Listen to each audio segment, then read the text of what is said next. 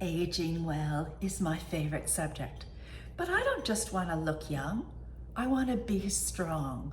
So in this video, I'm going to talk about how I get as much protein as I need to stay as healthy as possible at age 67. Let's get started.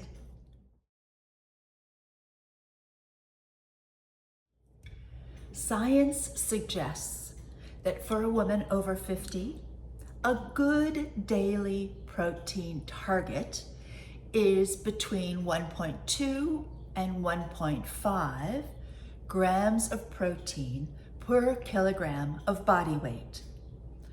I am always looking to get my protein from whole foods. I am not a protein bar, protein shake, protein powder.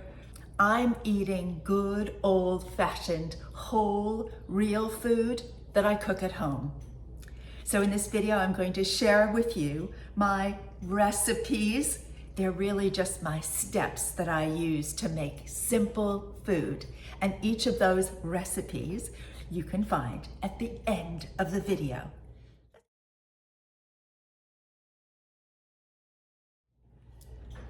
We're all different weights. We have different levels of activities and different levels of health. But for the purposes of this video, I'm going to assume it's something around 90 grams a day.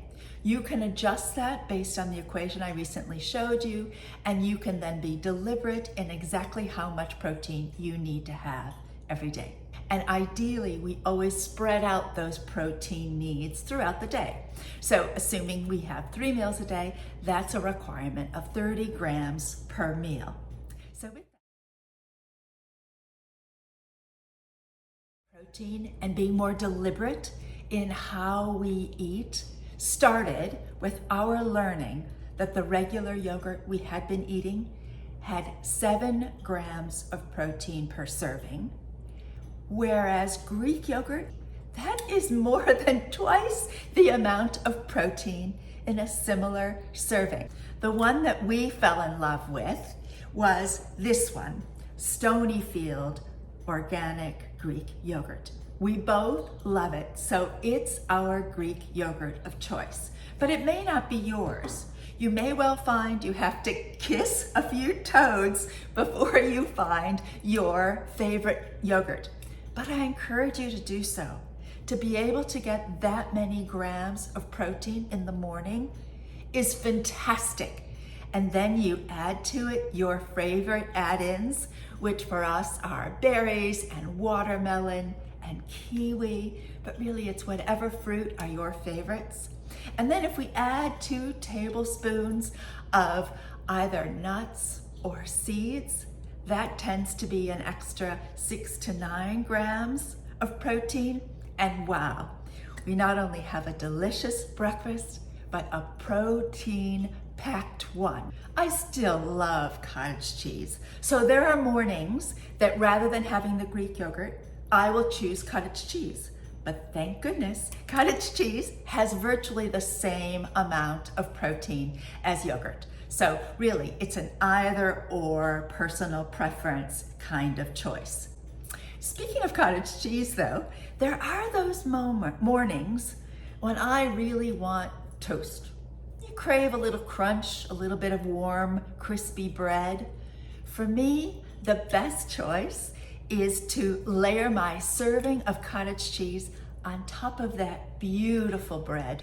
And then sometimes I like to put berries on top. Sometimes it's blueberries, sometimes it's strawberries, sometimes it's kiwi. I'm really just copying the same dairy fruit profile. And of course, the third breakfast we alternate with is eggs.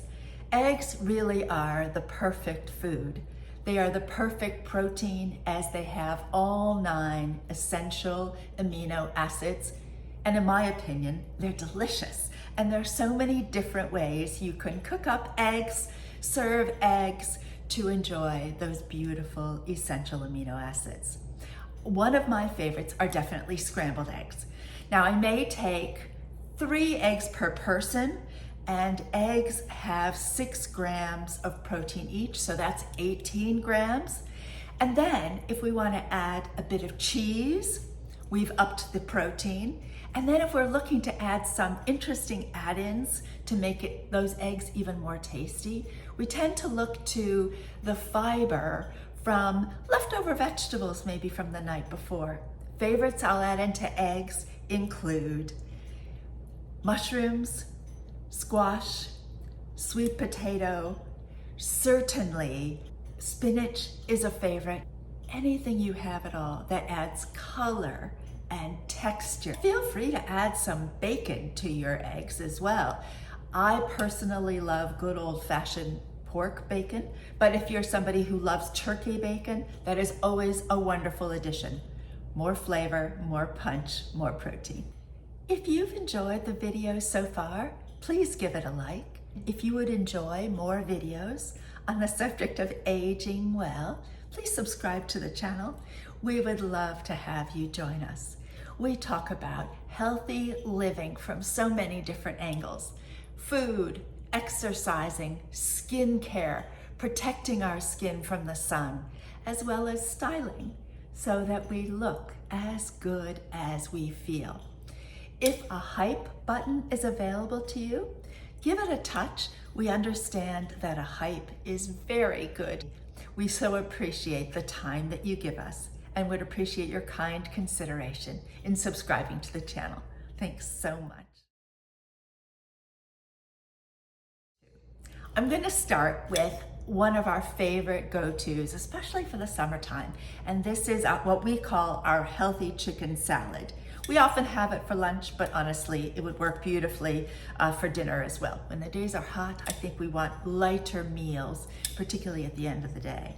So what is so fun about this chicken salad is really the dressing. I love a vinaigrette. You know how much I love olive oil, red wine vinegar or lemon, plus a bit of Dijon mustard as my standard vinaigrette recipe. Well, this recipe that we'll be using in this healthy chicken salad incorporates cottage cheese, yogurt, and Dijon mustard. Trust me, when you taste this salad, you will never believe that it isn't all sorts of naughty stuff in the salad dressing. The basics of this salad are chicken cubed. You can buy a rotisserie chicken if you're short for time and cut up that chicken meat, or I tend to very quickly add some chicken to boiling water that's been seasoned with salt and pepper and bay leaf. I boil those chicken breasts until they get to 165 degrees Fahrenheit. I then take the breasts out and let them sit for a good 5 minutes so that the moisture can return to the breast. I find that they're beautifully moist. And of course, this gorgeous dressing doesn't hurt either. Add the cubed chicken, or cut up or shredded chicken works too.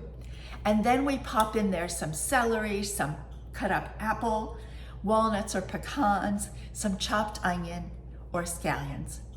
It is delicious. It's that combination of the moisture of the dressing, the sweet that comes from the apple, the bit of pizzazz that's from the onions, and then that lovely crunch that comes from the nuts and the celery. I just have to tell you, it's one of our favorites. Do let us know if you enjoy it as much as we do. Next, we find that tuna or salmon in a can, if you like, perhaps in olive oil or in water, whatever you prefer, is a great starting point to make a delicious, healthy, protein-packed lunch. And we did that for years. Recently, however, we did discover this.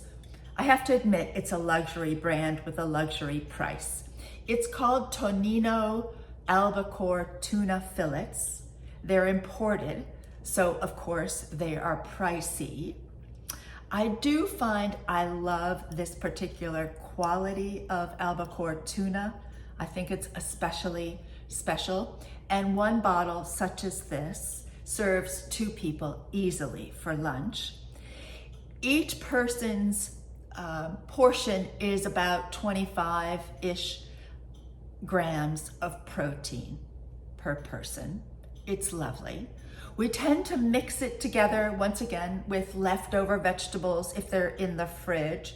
Alternatively, we might roast up some squash, some zucchini, add some red onion, and always, whenever it's tuna, I love to throw in a couple of tablespoons of capers. I love to have that little bit of briny tang that the capers bring to a tuna or salmon salad. If you're like us, we tend to have it on a salad with mostly vegetables, but if you're somebody who prefers a sandwich, these would be delicious on a toasted piece of bread or inside a pita bread or on top of whole wheat crackers or on top of my favorite rice crackers. Shrimp. If you enjoy shrimp or prawns, shrimp is so high in protein and so low in fat, it's the miracle product. A serving of shrimp, say 3/4 of a pound of shrimp, is 70 grams of protein. So if you don't find it difficult to clean shrimp, shrimp may be a dinner that you have as often as we do. And we tend to serve shrimp one of two ways. Firstly, you know how much we love to grill. So I will clean the shrimp, leaving the tails on, and we will season them in harissa, salt, and pepper, skewer them, and my husband will grill them 2 minutes each side before he flips the skewer. We think they are absolutely delicious, and of course we love eating with our fingers. We think it's such fun. We typically serve them on a salad of greens with avocado, tomato, and probably a little bit of watermelon sprinkled in as well, and maybe a bit of red onion and mint. It's a delicious, delicious salad. If, however, you would prefer to roast the shrimp indoors, we learned from Ina Garten, my favorite, that cleaning the shrimp in much the same way, leaving the tails on, and roasting them in the oven at 400 degrees for 8 to 10 minutes after you've tossed the shrimp in a little bit of olive oil. You just tossed it with your fingers on your tray. Season with a little bit of salt and pepper. They come out the most moist and delicious. This baked shrimp or roasted shrimp that Ina's recipe describes is delicious. She recommends that you serve it dipped in a sauce, and it's a delicious combination of sweet from the tomato of the chili sauce and a little bit of spice from the horseradish. It's delicious.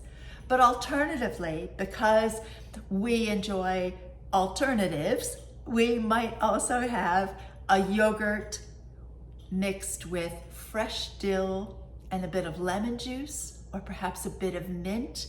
And we find the roasted shrimp is really delicious dipped in that.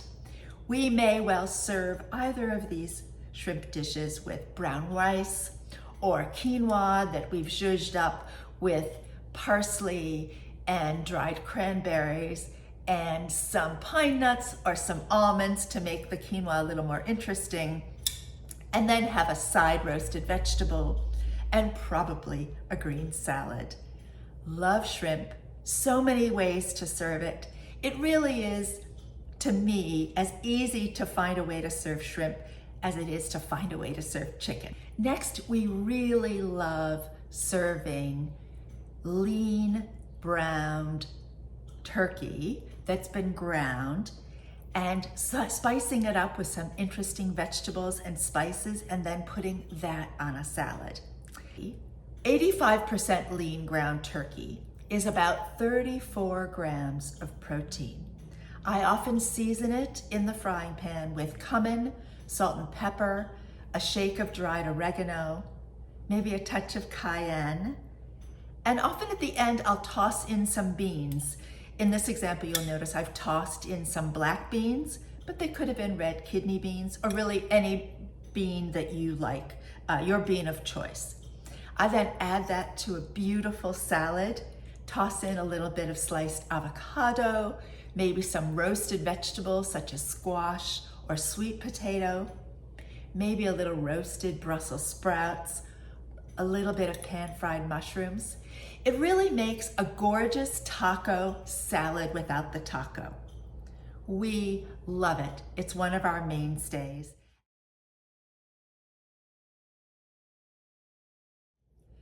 Now, dessert. My having discovered Greek yogurt and how luxurious I find it tastes has really meant that I can create for myself a healthy, satisfying dessert whenever I want it. Now, I'm not kidding myself. Yogurt is not ice cream. It is not a chocolate brownie full of lots of nuts, which is my absolute favorite. And I'm not pretending that it is.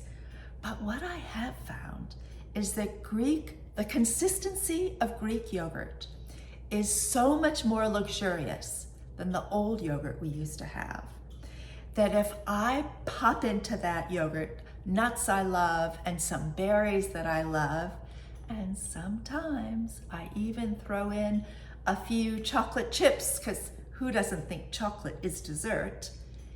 It creates a luxurious, healthy, protein-packed dessert. And I love that. For me, that is a good thing.